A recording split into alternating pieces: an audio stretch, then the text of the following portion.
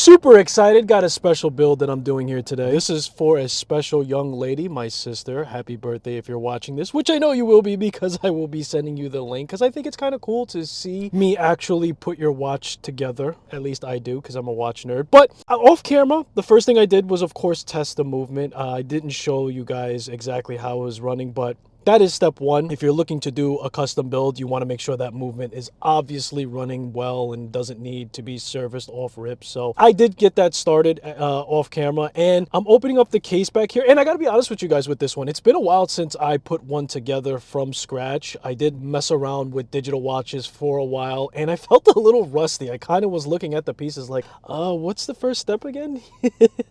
But, you know, as I went along, I started to warm up, and as far as it goes, I felt pretty comfortable. So first thing as you saw me do there is I'm blowing off the dust in case there's any dust on the date wheel. At this point, I'm looking at the dial, and this was already pre-cut. Normally, there'll be multiple little feet at the back of this where you have to clip off the proper ones. So, you know, we're not going to get to see that here. And actually, a lot of the things fell into place for this mod. It only took me roughly about 2 hours, maybe a little bit less, including sizing the bracelet and everything else. But I got kind of lucky with this, and I'll explain why in a little bit later. Step one, the dial. I do 2 phases of cleaning on the dial. The first thing I like to do is I'll hit it with a blower, Rodico, and I also have like a little stick that has some glue on the end of it. I'm not sure what it's called, but I also utilize that to clean off the dial as far as it goes. And the initial cleaning is very thorough. I'm looking for obviously dust, anything that's sitting on top of the dial, especially on a black dial. You're going to see it as far as that goes. So I am going to go around the dial dabbing and taking off any streaks or any marks as far as it goes. And I'm very, very careful for the printed text on there. That's one thing that I've learned when it comes to doing cleanings on dials or when you're setting the hands. You want to be very careful. I have scratched before letters off of the dial by cleaning it or placing the hands.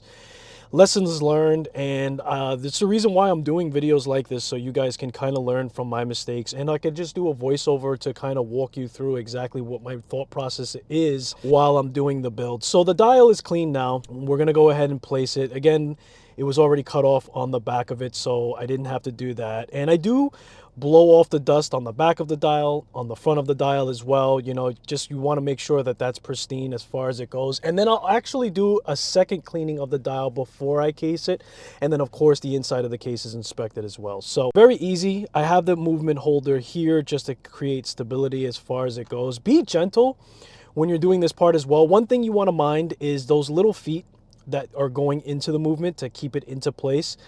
If it's not lined up, or if you're kind of being a little careless with it, you can scratch the date wheel, effectively scratching one of the numbers. So after I get that on, of course, I'm making sure that the date wheel is turning and everything else. And of course, once that date wheel turns over initially, that's where we want to start putting the hands. When you have a date wheel complication, you want to make sure that that date just turns over before setting the hands at the 12 o'clock. This way, when you're actually using the watch and it's functioning and running on its own, it's going to turn over as close as it can to the 12. So placing the hour hand on here now. Now, do not press the hour hand all the way flush with the dial. It'll scratch whatever printings that you have on there. It'll be too flush to it. These are applied indices, so they are slightly raised. One thing that you want to check for, the first thing that I check for, is if that hour hand is fouling any of those applied indices. And that's a big thing that you want to check. So when you're first rotating that hour hand, do it ever so gently. This way, if it is fouling, it's not a great resistance, and or you're not going to break that hour wheel, whether it be at the very tip of it or maybe you'll push off the indice itself. So we're placing it on there very carefully. You want to push it down far enough because you have to have enough room for the minute hand and the seconds, of course. But you want it to be just above the applied indices in this case because there are some. So that is something that I did check after the fact. And then the minute hand goes on. And that's going to go ahead and be placed at the 12 o'clock exactly because that's when the date wheel turns over, and that's where we want things to interact again. And after I do that, I'm going to check and make sure that that minute hand is also not fouling anything, right? The main thing that it will foul, in my experience, is the hour hand. So when you're placing that minute hand on, you want to eyeball it and make sure that it's sitting above the hour hand and there's some spacing in between them. But again, it does have to be a little bit far down. It's going to take some time for you to be very comfortable as far as what that looks like and what that feels like. But, you know, the main thing is you just want to make sure it doesn't foul. And as you're twisting that around, you also want to do it. So now we're doing the second hand. I use Rodico to hold the very tip of it, and I only apply pressure in the very center of that second hand. The second hand is the most fragile thing on the watch, and it's the most common thing that is bent.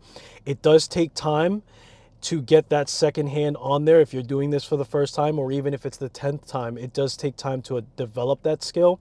It's more of a feel, it's more of an eyeball, it's very minuscule parts, so it's hard to see. Some people use, you know, the goggles and everything else to get a better view of it, but just take your time with it, hold it very gently, only press down in the very center. And when you're pressing down, you want to use the strength of what you would do for like pushing a balloon off a table, if you will. Now I'm doing a slight adjustment here. I don't recommend you do this adjustment if you need to move down the minute hand. It wasn't fouling, but I wanted it to be a little bit straighter. So as you saw, I took two tools.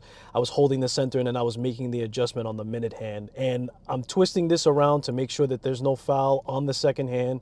And everything is just freely, you know, rotating, circling around and everything else. And when you put that second hand on initially, let it run its course around the dial in a 360 fashion. And if it does foul something, it'll just stop. And that's when you know you need to adjust the minute hand, or you have to make some kind of adjustment there this way that it runs freely and it doesn't get caught up. So that's something that I'm doing here. I'm just letting the second hand run, making sure that it doesn't foul and stop. And I know that it doesn't because I already adjusted. But yeah, that second adjustment that you saw me do, I'm very comfortable. I have some experience under my belt. I don't recommend making that adjustment. If you do need to readjust the minute hand, I would remove the second hand, then do your adjustment, and then follow the steps that you did before. So all the hands are on. I did remove the stem off camera. In fact, I'm sorry about the camera angle, guys. I'm trying to find a better way to do it, but I did remove that stem out of the watch, out of the movement rather. I do that free-handed. I do that like while the movement is suspended in my hand because I don't like to face it down and I don't like to have any issues. Now, when you're putting the case down on the movement, make sure that you're not fouling anything on the minutes or the seconds. That's the main thing. Put that case down very easy, very carefully, take your time, because if you end up fouling something, and it's most likely going to be the second hand, it's going to bend, and once you bend the second hand, it's pretty much garbage. You're not bending it back. It's never going to be sitting right again, so take your time. After receiving the movement into the case, I'm just making my adjustments to have everything straight as far as it goes. So that's the movement. That's what you're seeing here now. I'm just lining up that stem opening into the movement from the case, making sure it's fit. Now this movement sits nice and snug in this case. So I do grab a movement holder here, but then I realized that it's pretty much not necessary as far as it goes. So I end up removing that and I don't utilize that. That was an extra piece that I had. It didn't come with the watch case that I purchased, but I'm just testing things out, seeing how it goes as far as everything. And we're going to get up to the stem, and that's where I saved a lot of time, and I'll explain. Now I'm pushing down the movement just to make sure that it's flush in the case, not using a lot of force, using just very, very little minimal force, because you don't want, again, the hour, minute, and second hand to foul the crystal on the other end. If you push it too far, if you're too, heavy-handed with it, if you will, it will foul the crystal, and the second hand most likely is going to be the thing that stops, and it just stops running, to which you have to pull that movement back out. So in goes the case back, and that's a temporary thing, obviously, because we're going to be messing around with the stem. Normally I would have to cut the stem, size it. I do save some time on that, and I'll explain how, but I'm taking a look at everything, checking to make sure there's no dust in between the dial and the crystal. It looks fantastic. I did a great job as far as minimalizing that. I didn't have to, take the movement back out, which I'm really happy about. The less you have to fuss with it, the better. Removing the crown now to prep the stem to go into the crown, which is going to have the functions of the watch and the complication in this case as far as it goes. I have a bag of stems, right? I have a bag of NH35 stems that work for the movement. And what I do is, in scenarios where I cut the stem too short and it no longer works for the corresponding mod that I'm doing, I'll actually keep those. And my thought process was eventually I'll run into the scenario where the stem that I pre-cut from another mod will work for another case that I'm utilizing. And that's exactly what happens here. I get really super lucky. This was a stem that I cut for something else. I don't even remember when this was, but I cut it too short, to which I had issues as far as the function goes. And I used some tweezers here to create stability at the end of that stem, twisting it on. Now, before you glue it, obviously if you're cutting prior, before you glue it, you want to do a test run. So you're just going to twist that on. There's some grooves that fit into the crown that lock it in.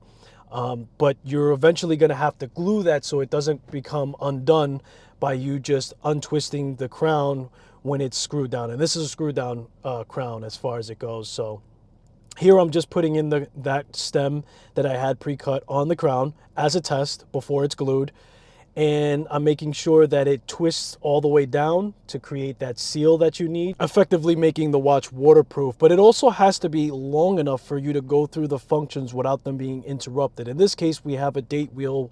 So if it isn't long enough to come out of the case, when you try to close it, it's not going to interact the same way in the keyless works, and you're going to end up changing the date or moving the hands, which you're supposed to end off that kind of function by pushing the crown in. So just testing that, and I'm rather shocked. I'm rather happy that I'm able to go through those functions without any issues. The stem is cut to size from that prior mod that I did, like I said. So at that point, it's just pretty much, okay, let me bust out the cement glue and get this stem on the crown permanently as far as that goes.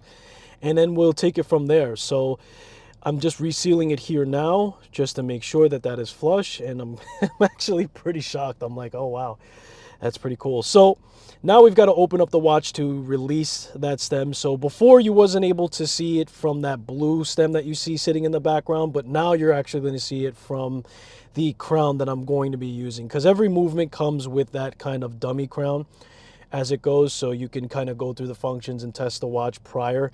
But of course, you're going to have the crown that coincides with the casing for the mod that you need, so you're going to be replacing that. So I bought a bunch of them, and that's something that I recommend to you guys if you're going to be doing this more than once and you're looking to do multiple mods as far as it goes. So getting to that part here, there's a little lever close to the crown that you got to push down there, which releases it, and out it comes.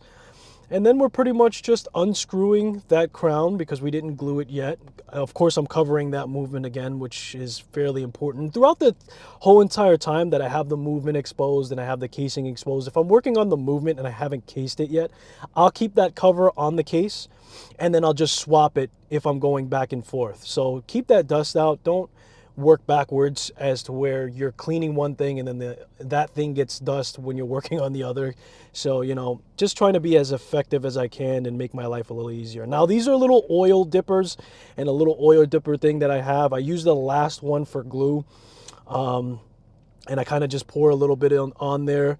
I dip the stem, and then I just adhere it onto the crown as far as that goes. And then there's usually a little bit of residue that sticks out on the sides from just having an abundance of it, which is fine. I rather have more glue than not, because that does come loose on a crown sometimes, especially when you're doing it yourself and it's not from factory.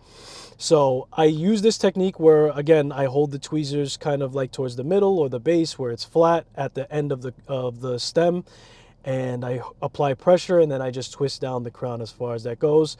Getting some rodicle prepared. I'm gonna have some tweezers, some fine tipped tweezers, and some rodicle just to get the rest of that residue of glue out of there. Radico's lovely, isn't it? I mean, you just could use it for so many different things. A lot of even watchmakers use it to pick up oils. And speaking of oils, I am going to put some oil on the end of that stem just to make sure that the functions are pretty smooth in the keyless works as far as it goes. You need a very minute amount, but I'm also using a thicker grease here. Now, what I like to do is I like to apply some grease at where the crown screws in, right? So those cutouts for the crown that actually seals it, I apply some there because it could be a little bit gritty depending on where you source the parts, especially. Sometimes just where metal meets metal, you'll get like a little bit more of a resistance, or it'll be a little, gritty as far as it goes. And I found that putting a little grease, heavy grease on there, just makes that really, really smooth. It smoothens everything out, and it just causes less friction as far as it goes. So it makes it more of like a higher end feel when you're interacting with the crown and all the functions as far as it goes. But you definitely want to get some oil on there for the stem that goes into the watch operating the keyless works, because that's definitely metal on metal. And as far as all those functions goes, but I would look into watching a bunch of YouTube videos on it, because it's a very minute amount that you need. There's plenty of experienced watchmakers that make videos as far as it goes, so definitely check that out. Now I'm going to apply a little bit more grease on the part that's receiving the crown, just to again have that a little bit lubricated and making that more of a smoother feel when you're tightening down that crown. And just make it a little bit better. Now we're getting to the gasket, of course, another piece that makes the watch waterproof. You want to make sure that gasket has some silicone on there, and the idea is to slow down the deterioration of that through hot and cold temperatures, but also making it more waterproof, right? So as long as that's greased up, it's going to be able to handle greater depths of water submersion and creating a better seal for that case back. Therefore, you're not having to worry. And now, my sister doesn't do any deep sea diving, so I'm not too concerned about it, but I do want to make it at least waterproof in case she decides to go into a pool, goes to the beach. So long as she screws down the case back, well, I'm screwing down the case back, but as long as she screws down the crown properly, we'll have no issues as far as getting into some water as far as it goes. So taking my time when it comes to this, right? Make sure that that's flush. You don't want that pinching and then kind of counteracting that water seal. That's very important. Work my way all the way around just to make sure that that's flush. And then the case back goes on. And that's pretty much, we're at the finish line here. So we're going to just twist that case back down. I have a hand tool that I use. I don't really like to put this case back down with like extreme force. I don't believe that you're creating any more of a water seal by forcing this case back down to a degree where you possibly could strip the inner sides of it.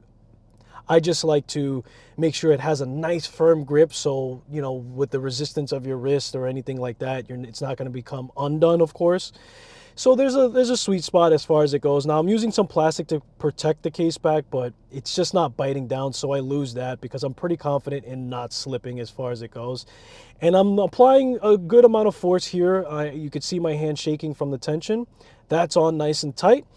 And there we have it, guys. That is the watch itself, all set and done in its glory. Doing a last final check, of course, making sure that crown, that stem rather, in the keyless works is functioning properly, making sure that the hands are not fouling everything, or fouling each other rather, and making sure that date wheel's in function. You just want to do a last, check as far as it goes. And I'm not going to mess around with the crown too much because I know that I have to let that glue harden and really settle. So just after that check, I let the watch be and let it sit for a little while as far as that goes. And then we're up to the bracelet, guys, and I'm pretty happy with this. I sourced all of these parts from AliExpress. This is like a Rolex style clasp that has a quick adjust diver extension, so it's really, really nice.